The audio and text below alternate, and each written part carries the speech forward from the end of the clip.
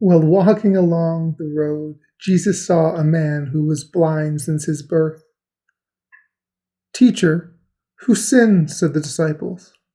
"Who is responsible for this man's blindness?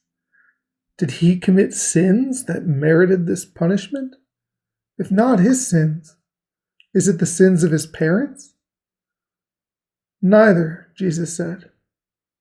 "His blindness cannot be explained or traced to any particular person's sins. He is blind so the deeds of God may be put on display. While it's daytime, we must do the work of the one who sent me. But when the sun sets and night falls, this work is impossible. Whenever I am in the world, I am the light of the world."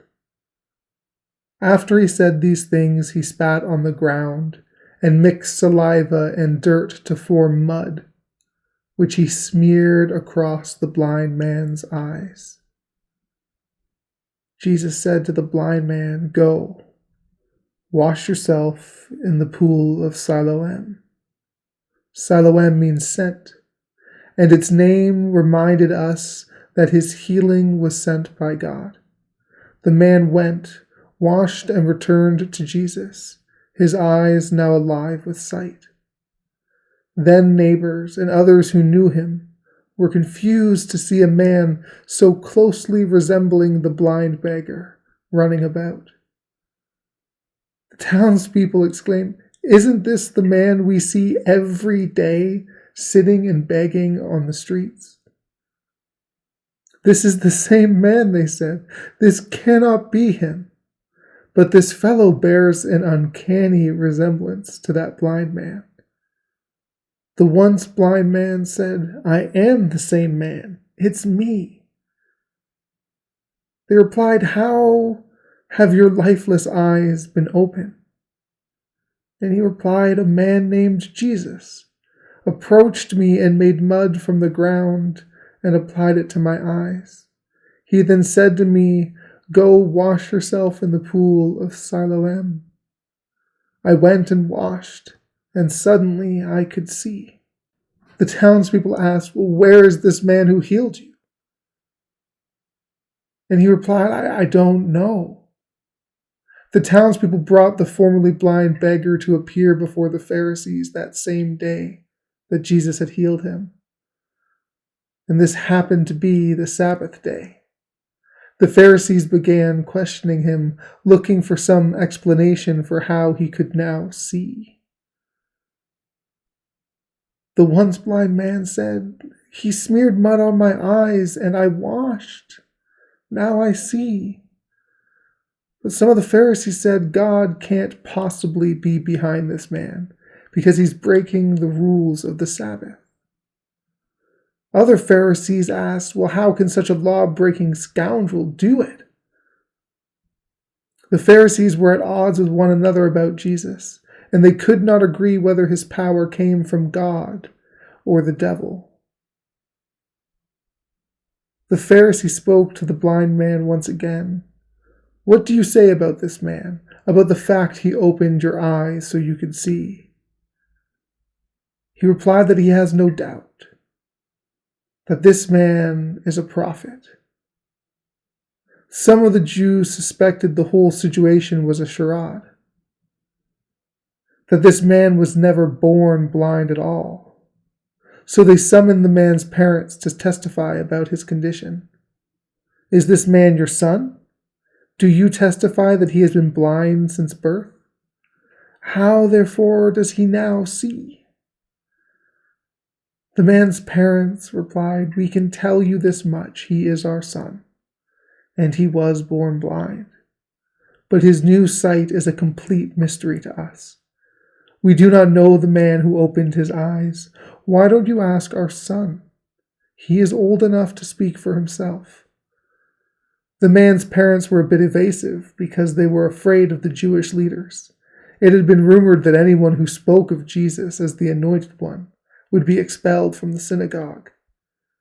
So they deferred the thorny question to their son, and the Pharisees called him in a second time.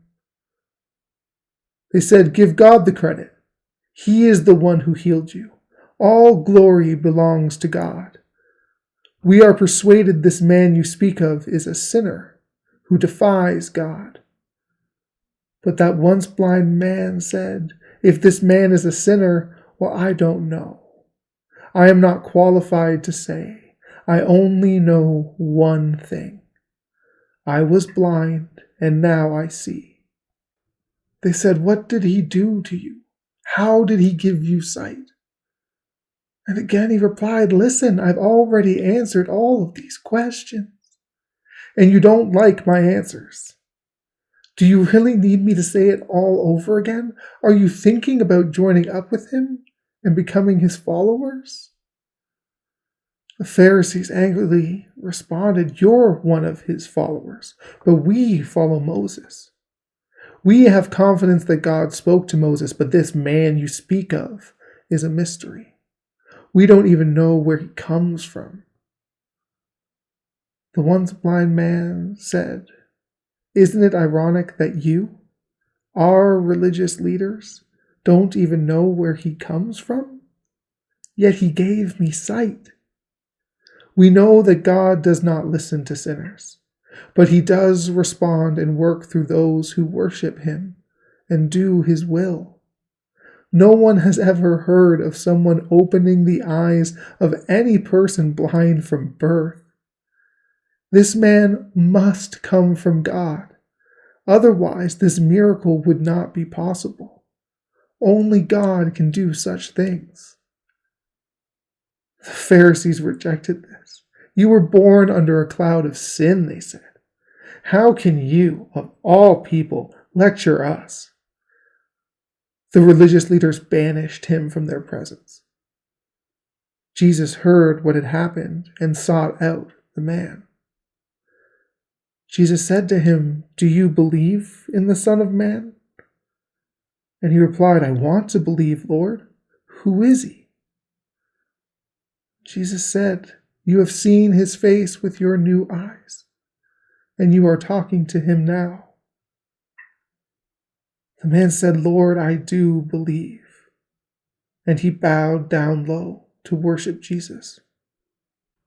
I have entered this world to announce a verdict that changes everything. Now those without sight may begin to see, and those who see may become blind. A Pharisee who overheard Jesus asked, "Surely we are not blind, are we?" "If you were blind," Jesus said, "you would be without sin. But because you claim you can see, your sin is ever present."